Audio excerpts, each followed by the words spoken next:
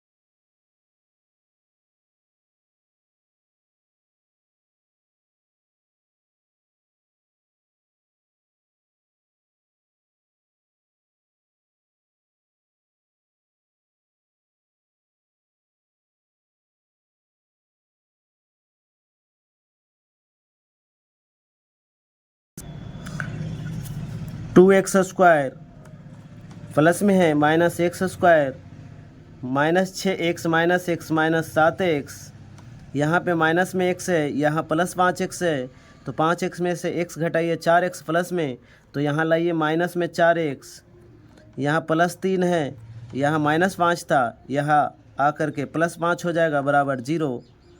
यहाँ बचेगा x² -7 4 11x +8 बराबर 0। लिख दीजिए इस समीकरण का अधिकतम घात 2 है, अतः यह द्विघात समीकरण है। 6ठा नंबर प्रश्न है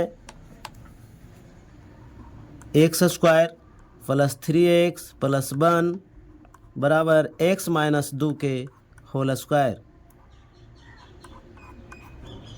इसका आंसर लिखिए, बनाइए, इसको हल कीजिए। x² + 3x + 1 बराबर, इसको a - b के होल स्क्वायर पे तोड़िए, x² + b² -2ab 2 दूनी 4 x, x² से x² ख़त्म, 3x माइनस में 4x है, इधर आएगा प्लस में 4x +1 प्लस में है -4 बराबर 0, यानी 4 3 7x -3 बराबर 0।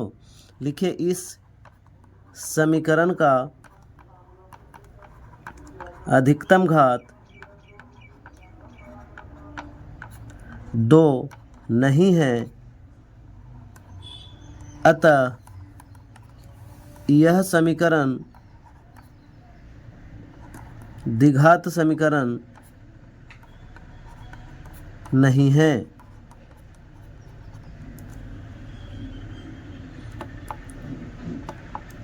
7वां नंबर प्रश्न है,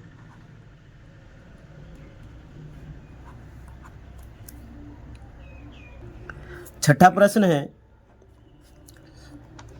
x प्लस 2 के होल क्यूब बराबर 2x into x square minus 1। इसको हल कीजिए। a प्लस बी का होल क्यूब का फार्मूला होता है A cube plus B cube plus 3ab into A plus B. तो यहाँ लिख दीजिए एक्स क्यू प्लस बी के जगह पर 2, तो 2 के Q plus 3 into A into B into A plus B. इधर हल कीजिए 2x से एक्स स्क्वायर में, तो 2x cube minus 2x x cube plus 2 दूनी 4 दूनी 8 प्लस 3x 2 3 दूनी 6x 6x में x से 6x स्क्वायर और 6x से 2 में, तो 6 दूनी 12x बराबर 2x cube minus 2x Q है, इसको ए साइड में लिख लेते हैं। 2x क्यू माइनस 2x बराबर x Q plus 8 plus 6x square plus 12x। अब x क्यू को ए साइड लाइए। 2x Q minus x Q minus plus में है 6x square minus 6x square minus 2x plus में है तो माइनस 12x प्लस में 8 है तो माइनस 8 बराबर 0। यहाँ हो गया x Q minus 6x square minus 14x minus 8 बराबर 0। यहाँ पे लिखिए कि इस समीकरण का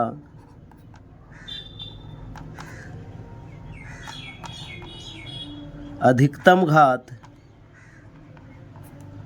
3 है, अतः यह समीकरण द्विघात समीकरण नहीं है, ये तो त्रिघात समीकरण हो गया। 8वां नंबर प्रश्न है, x Q minus 4x square minus X plus 1 बराबर x माइनस 2 के होल क्यूब। इसको हल कीजिए।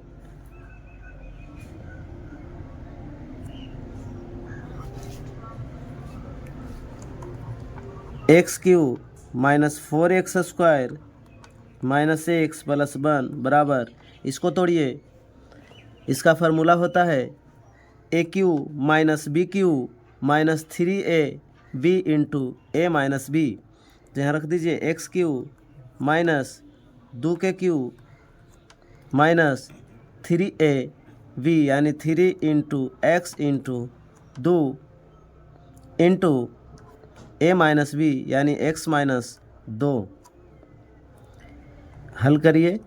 X Q minus 4x square minus X plus 1 बराबर एक्स क्यू माइनस 2 दूनी 4 दूनी 8 माइनस 3x 3 दूनी 6x यानी 6x स्क्वायर। फिर इसको गुना करिएगा 6 दूनी 12x।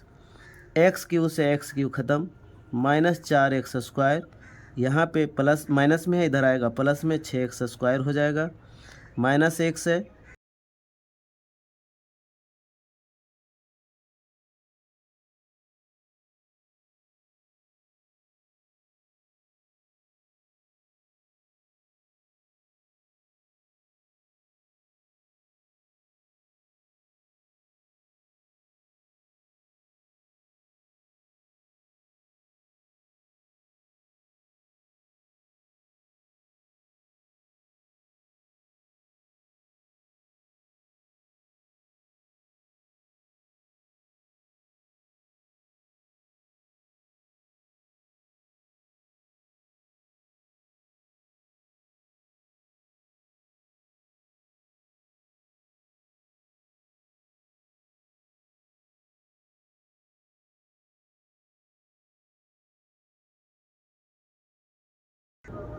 प्रश्न है, एक आयताकार भूखंड का क्षेत्रफल 528 मीटर स्क्वायर है तो क्षेत्र की लंबाई मीटरों में यानी चौड़ाई के दुगने से एक अधिक है, तो हमें भूखंड की लंबाई और चौड़ाई ज्ञात कीजिए। मानते हैं यहाँ पे देखिए, समझिए थोड़ा सा। एक आयताकार भूखंड है, कहता है कि क्षेत्र आयताकार भूखंड जो क्षेत्र है इसकी लंबाई चौड़ाई के दोगुने से एक अधिक है। यानी मान लेते हैं कि चौड़ाई यदि 100 होगा तो इसके दोगुने से एक अधिक लंबाई है, यानी दुगना करेंगे तो 2x, और एक और अधिक है यानी +1 यहाँ करेंगे, यही हमको लंबाई निकल कर आएगा। और इसका क्षेत्रफल दिया हुआ है 528 मीटर स्क्वायर, 528 मीटर स्क्वायर है। तो यहाँ पे अब मान लेते हैं हल। माना कि आयत की चौड़ाई बराबर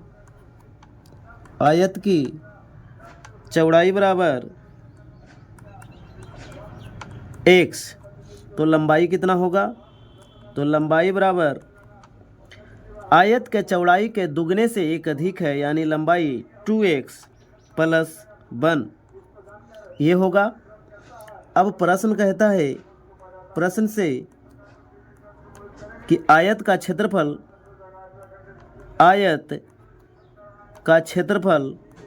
दिया हुआ है 528 मीटर स्क्वायर। तो आयत का क्षेत्रफल बराबर आप जानते हैं लंबाई गुना में चौड़ाई, यानी लंबाई गुना में चौड़ाई 528 मीटर स्क्वायर दिया हुआ है। आयत का लंबाई 2x + 1 है, चौड़ाई x है, 528 मीटर स्क्वायर के बराबर है। इसको हल कर दीजिए, यानी 2x स्क्वायर प्लस में x बराबर में 528 मीटर स्क्वायर। यहाँ पे 2x स्क्वायर प्लस में x माइनस में 528 मीटर स्क्वायर बराबर 0।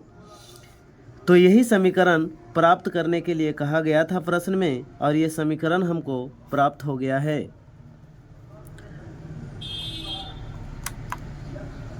दूसरा प्रश्न है, दो क्रमागत धनात्मक पूर्णांकों का गुणनफल 306 है तो हमें पूर्णांकों को ज्ञात कीजिए।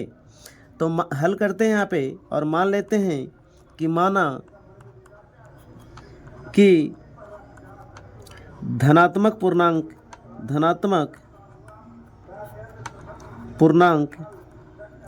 संख्या बराबर x, तो अगली धनात्मक पूर्णांक संख्या क्या होगा?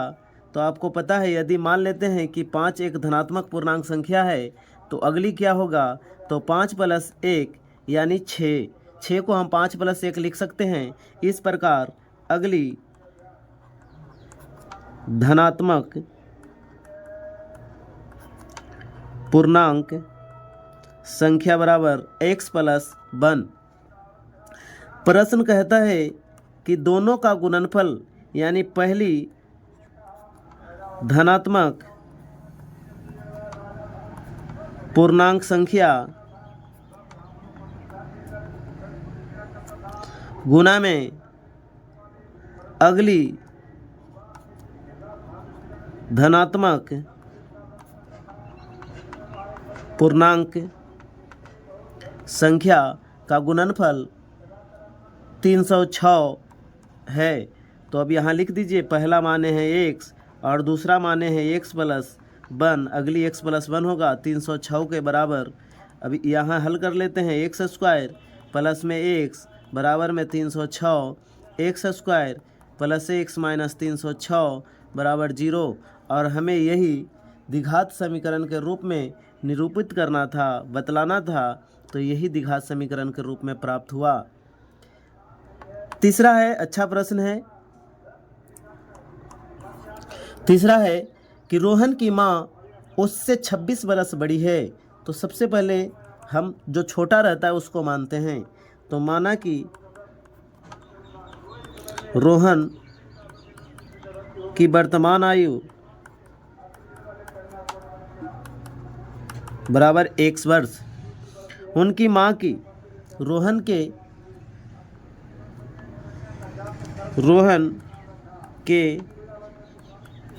माँ की वर्तमान आयु रोहन से 26 बरस बड़ी है, तो x प्लस 26 नहीं दिख रहा है तो नीचे लिख देते हैं x प्लस 26। अब आगे प्रश्न कहता है कि उनकी आयु का गुणनफल अब से 3 बरस पश्चात 360 हो जाएगी। पश्चात कहे तो बाद में और पूर्व कहे तो पहले, तो 3 वर्ष पश्चात दोनों की आयु,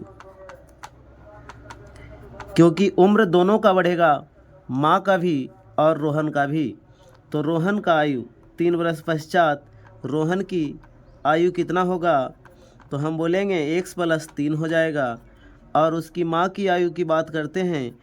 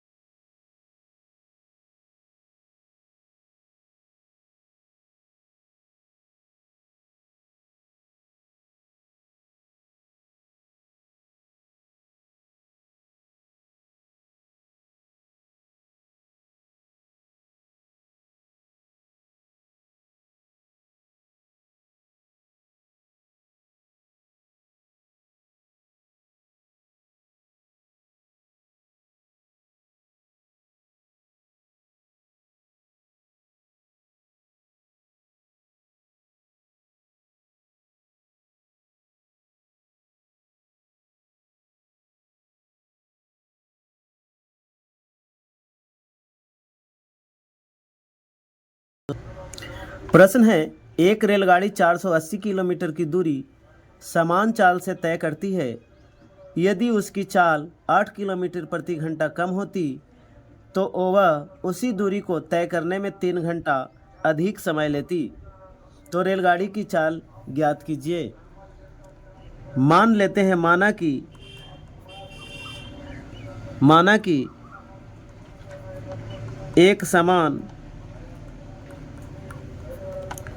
चाल से चलने पर रेलगाड़ी की चाल बराबर x किलोमीटर प्रति घंटा। दूरी दिया हुआ है, दूरी बराबर 480 किलोमीटर। समय निकालना है, समय बराबर होता है दूरी बटा चाल।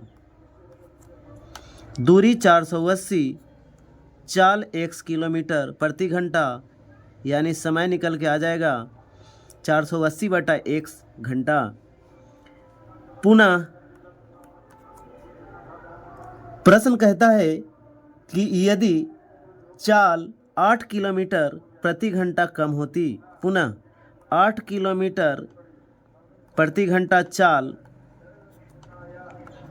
कम होने पर, तो चाल पहले x था 8 किलोमीटर